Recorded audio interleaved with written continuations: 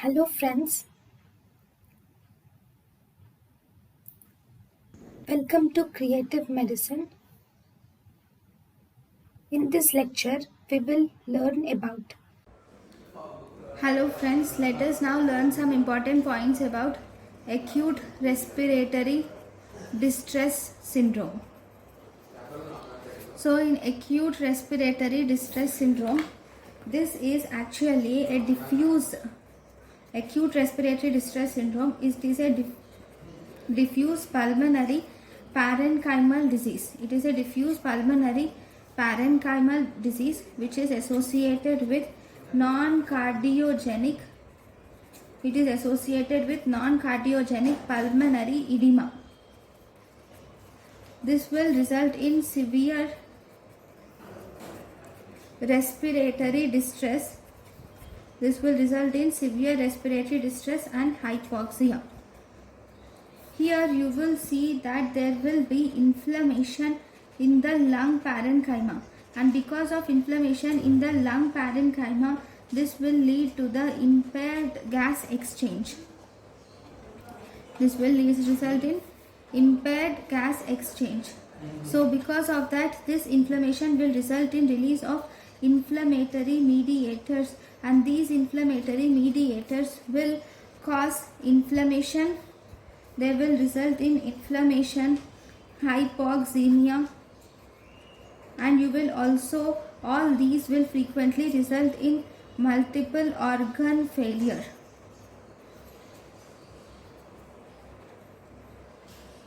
This will result in multiple organ failure. And this condition is actually fatal, and it will result in mechanical ventilation. This condition is failure resulting in mechanical ventilation, and you will have to admit the patient in ICU. If you see, the less severe form of this acute respiratory distress syndrome is called as acute lung injury. The less severe form is acute lung injury. Now, what are the causes of acute respiratory distress syndrome? So if you see the causes of acute respiratory distress syndrome, the causes include, first we have direct lung causes, and then we have indirect lung causes. Indirect lung causes, these include presence of pneumonia. There can be aspiration of gastric contents, pneumonia, aspiration of gastric contents will be seen. Then you will see presence of pulmonary contusion will be seen, and then there will be near drowning is seen, and then there will be toxic inhalational injury is seen. So these are the direct causes of acute respiratory distress syndrome. Now if you see, indirect causes of acute respiratory distress syndrome include sepsis, severe trauma. This include burns, multiple contusions.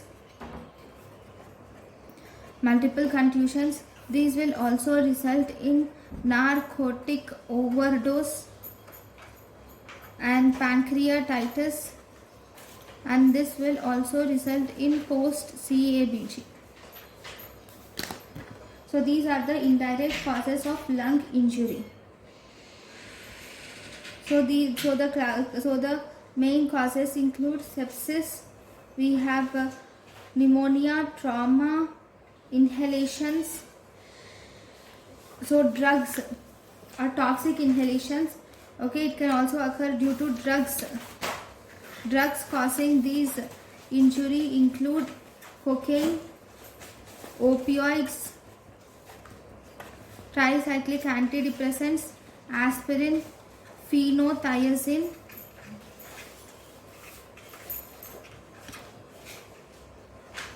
Even massive transfusion will result in acute lung injury. Then DIC,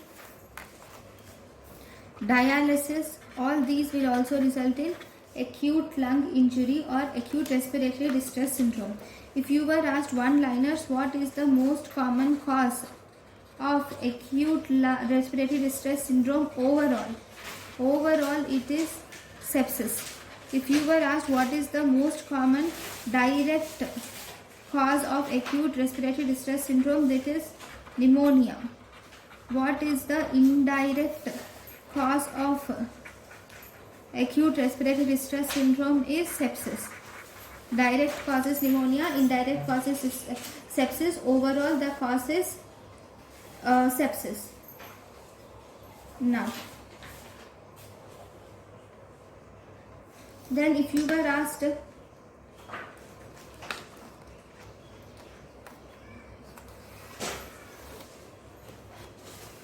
if there is pulmonary edema with normal pulmonary capillary wedge pressure, then this will suggest causes of ARDS, or this can result in ARDS.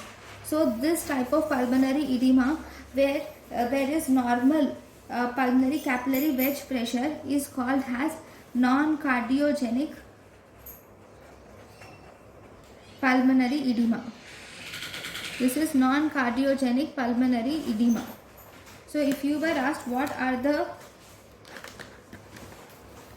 miscellaneous causes, if you were asked what are the miscellaneous causes of ARDS, miscellaneous causes of ARDS mainly include, these are renal and liver failure. Miscellaneous causes of ARDS, they are renal and liver failure, DIC, eclampsia, and these include amniotic fluid embolism.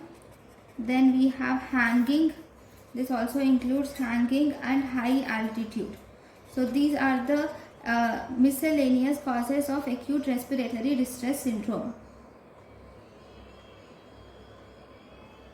Now, how are you going to measure the pulmonary capillary wedge pressure? So, pulmonary capillary wedge pressure measurement. This is important. You will measure the pulmonary capillary wedge pressure by, you will, if this is the right heart, okay, you will, yeah, okay, you will, this is the vena cava, okay, you will send the pulmonary arterial capillary, okay, and then from the right atrium, right ventricle, and from there it goes to the lungs, and in the lungs what happens is it goes to the pulmonary veins, and in the pulmonary veins it goes to the smallest capillary and the branch of the capillary, and it gets obstructed there, and now this balloon is inflated in the small pulmonary arterial branch. Okay, in that branch you will measure the balloon is inflated, and that will measure the pulmonary capillary wedge pressure. Okay,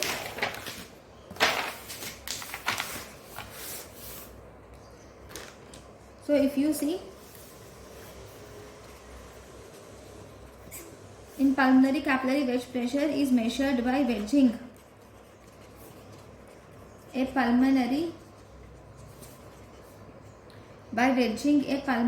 catheter with an inflated balloon into the small pulmonary arterial arch.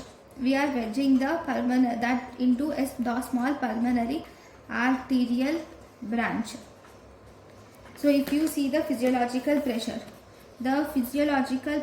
of pulmonary capillary wedge pressure is almost 6 to 12 millimeters of Hg. And if you see the clinical significance, clinically this pulmonary capillary wedge pressure is indirect measure of left atrial pressure. It is indirect measure of left atrial pressure.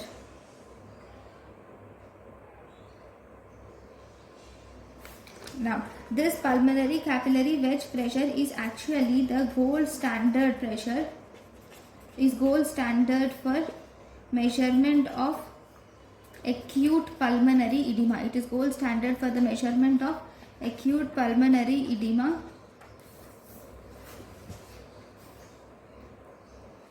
and it is also used to diagnose severity of left ventricular failure and also mitral stenosis.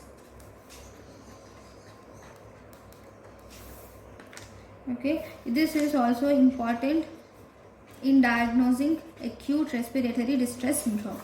So these are the important points about pulmonary capillary wedge pressure.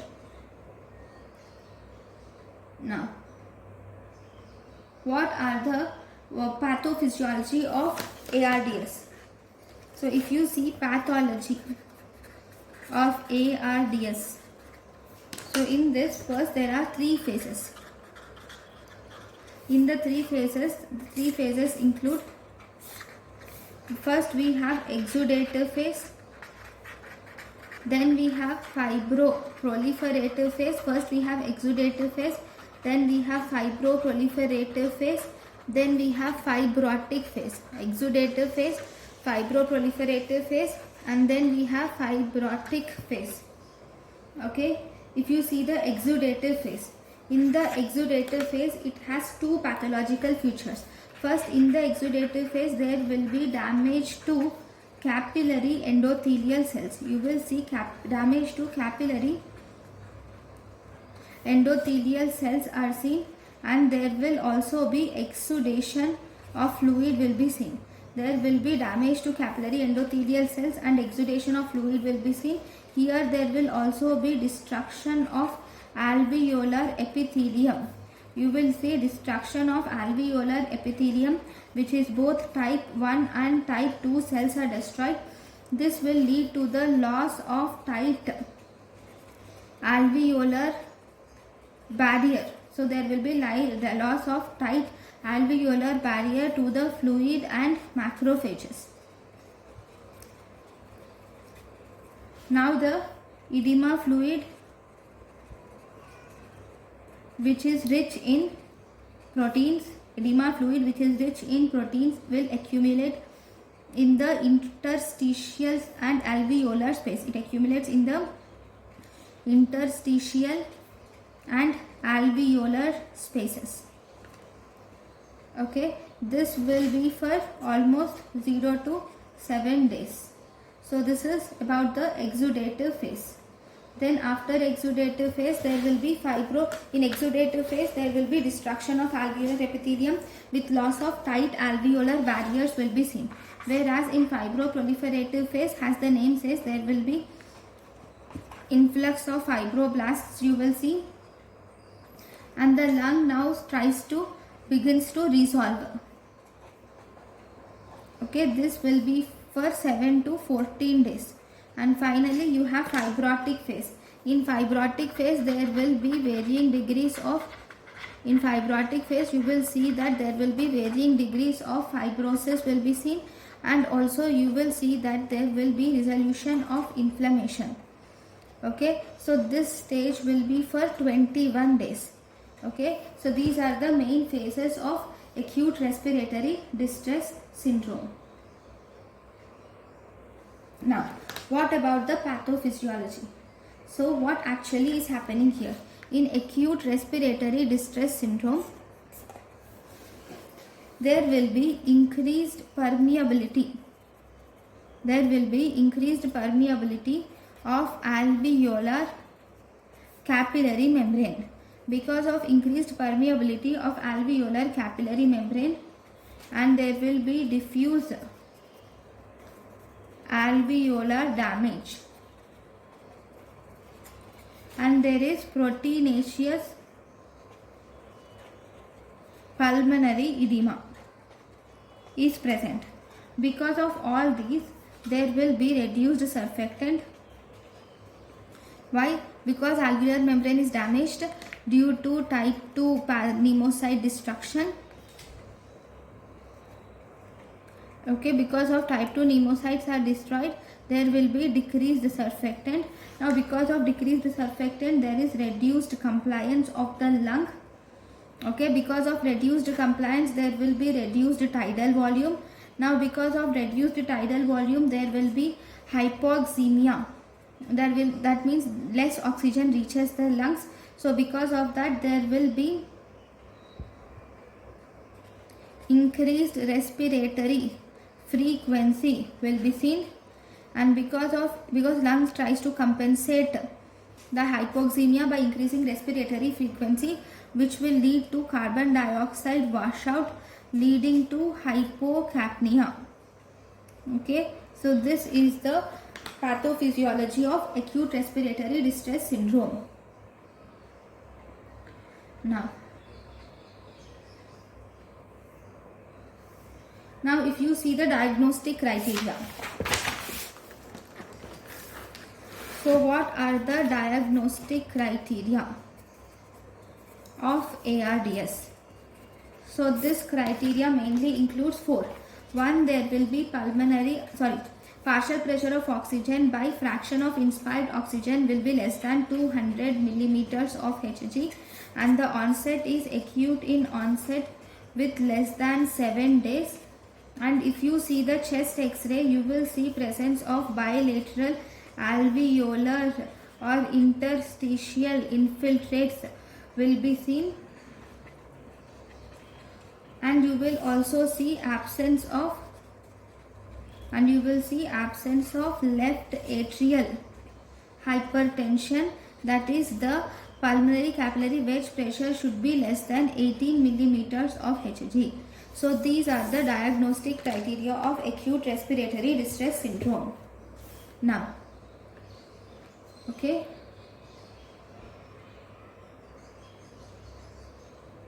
Now, acute respiratory distress syndrome can be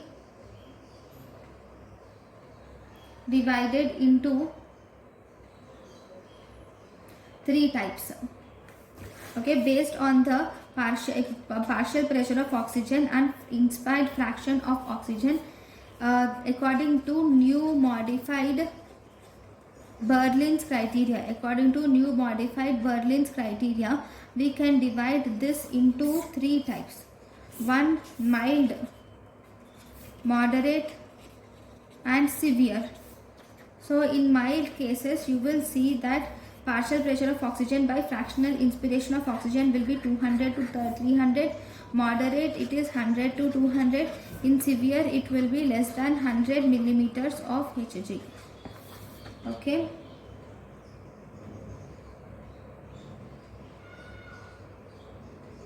Right. Then what is acute lung injury?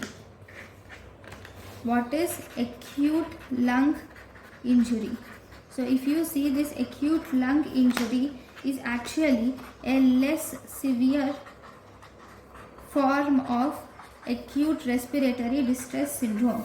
Here the partial pressure of oxygen by fractional inspiration of oxygen is less than 300 millimeters of Hg, whereas in ARDS it is less than 200 millimeters of Hg. So it is mild or less severe form of acute respiratory distress syndrome. The rest all features are same.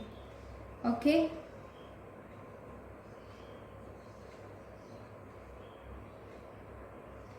Okay. Now this acute respiratory distress syndrome will result in pulmonary hypertension. This will cause pulmonary hypertension. Note, so the hypertension. Why acute respiratory distress syndrome causes pulmonary hypertension? If you see, it is due to pulmonary vasoconstriction, then it is due to perivascular edema, and due to microvascular thrombosis, perivascular edema, microvascular thrombosis, and due to production of humoral factors, like leukotrienes and thromboxane. Okay, this acute respiratory distress syndrome will cause pulmonary hypertension. Now, what are the synonyms of acute respiratory distress syndrome? Is almost equal to diffuse alveolar damage. It is also called diffuse alveolar damage, which is also called as acute alveolar injury. Okay, this acute alveolar injury is also called as shock lung. Okay, this is also called as acute lung injury. So these are the synonyms of acute respiratory distress syndrome. Now, once you have learnt these, what are the complications? So what are the complications of acute respiratory distress syndrome? Complications are mainly two. One, ICU, that is catheter related complications. Catheter related complications include and also ICU complications. ICU complications include psychosis, DVT due to prolonged sleeping or supine position, then GI bleed, stress ulcers, and ventilator complication, like which includes ventilator associated pneumonia. It can result in ventilator associated pneumonia. Okay, now how are you going to treat this patient?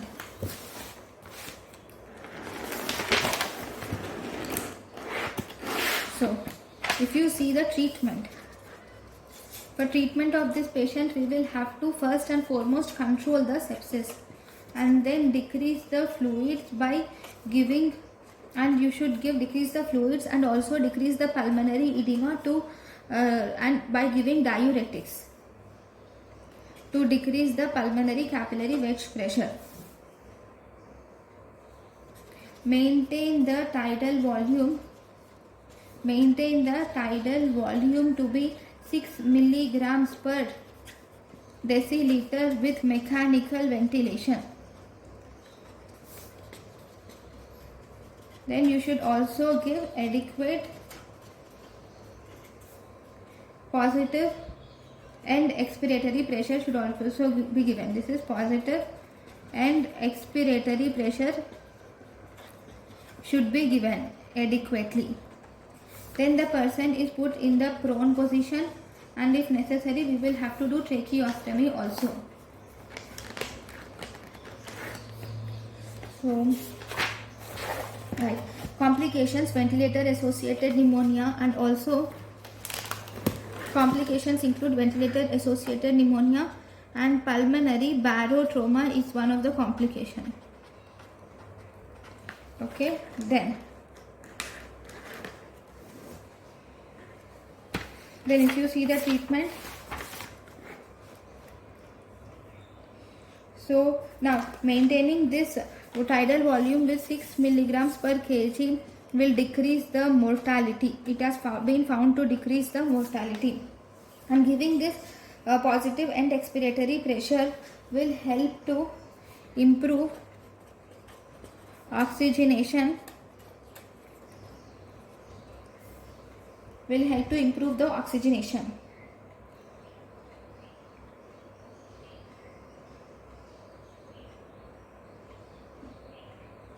Now, so these are the important points about the acute respiratory distress syndrome. Thank you for watching. Thank you, and thank you for watching.